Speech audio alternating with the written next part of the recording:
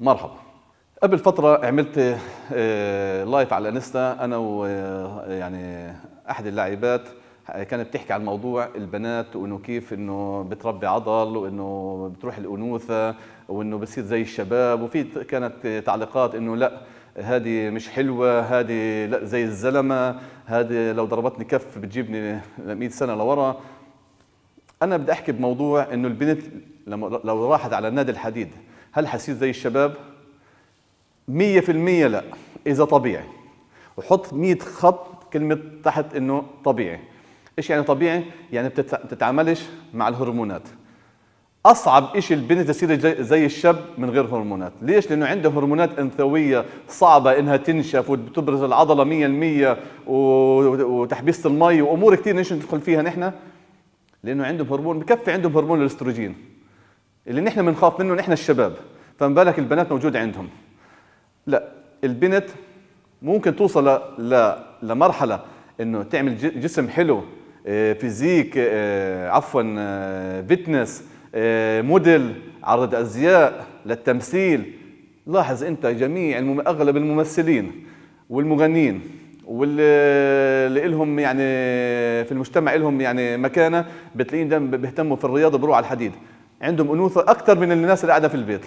كيف هي ما صارتش يعني الزلمه زي ما بيحكوا او زي انه هاي لا زي الشباب، لا بالعكس، عندها انوثه و100% وعندها جماليه في جسمها. الفكره انه انا مهما شلت ومهما اكلت ومهما عملت كبنت صعب انه اوصل زي الشاب. منها نحن حكينا انه في نحن هرمونات هي اللي بتساعد وهي اللي بتعمل. ممكن انت تعمل تبين منطقه السكس باك، ممكن، بس مش بالنشاف اللي انت بتتوقعيها زي الصور او زي الناس اللي بتاخذ هرمونات.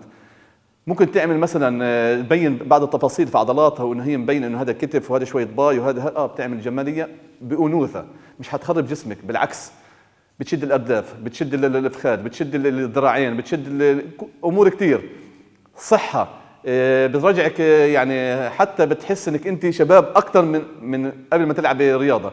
الرياضه مهمه للبنات، الرياضه مش بس انه انا للاسف وانا يعني مضطر اني احكي في الموضوع هذا. بالنسبة للشباب والبنات أصبحت كمان أجسام مربوطة باثنين. عندي الشباب السكس باك وعندي البنات الأرداف. الشاب بس بده يجي همه يطلع السكس باك، فيش كتاف، فيش باي، فيش رجلين، فيش ظهر، مش مشكلة عندي، المهم أطلع السكس باك. والبنت للأسف صار عندنا مفهوم بس إنه أنا رايح ألعب بس عشان أنا أكبر الأرداف، أكبر الأرداف، أكور الأرداف، أعلي الأرداف. الجمالية والأنوثة الصحيحة سواء للشاب أو البنت إنه أنا أكون متناسق، جسمي لائق مع كله مع بعض. مش شرط إنه أنا لازم أعمل بس السكس باك وأخرب باقي جسمي، لا، أنا ممكن أعمل السكس باك وأعمل كتاف وأعمل صدر وأعمل ظهر وبلائق وحلو و100%. والبنت نفس الحاجة، ممكن تعمل السكس باك وممكن تعمل أرداف وممكن تعمل وسط صغير وتشد حالها وتطلع بشكل لائق. هذه الفكرة اللي أنا بدي أحكيها بالنسبة لموضوع إنه الفكر اللي نحن المنتشر عنا. أما نرجع للفكرة الأولى إنه البنت إنها حتصير زي الشاب، مستحيل.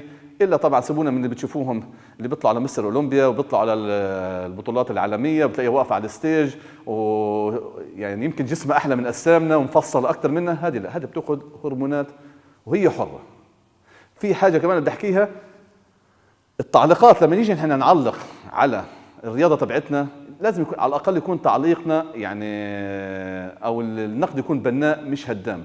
بيجي بقول لك إيش عفوا في الكلمة، إيش هالقرف هذا، إيش هذا، مش منظره مش حلو، منظرها شنيع، أنا أعوذ بالله بعمل زيها. لا لا، هذه ثقافة، بدك تتقبل الثقافة. زي ما أنت بتحبش في غيرك بحب، وزي ما أنت بتحبيش في غيرك بحب. هذه ثقافات في بلاد نحن عندنا ممكن موجودة عندنا، بس يمكن ثقافتنا ما بتسمحناش إن حدا يطلع يعملها.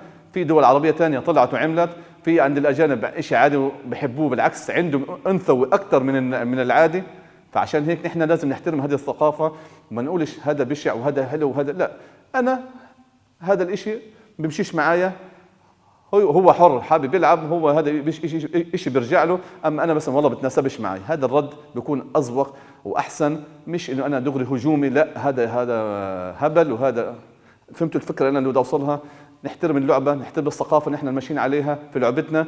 حتلاقي اللي يعجبك وحتلاقي مش رح يعجبك، في الاخر انا باخذ اللي انا بيعجبني. بتمنى تكون يعني نظرتي للموضوع هذا وصلتكم، واي سؤال عن هذا الموضوع نحن جاهزين. وسلام.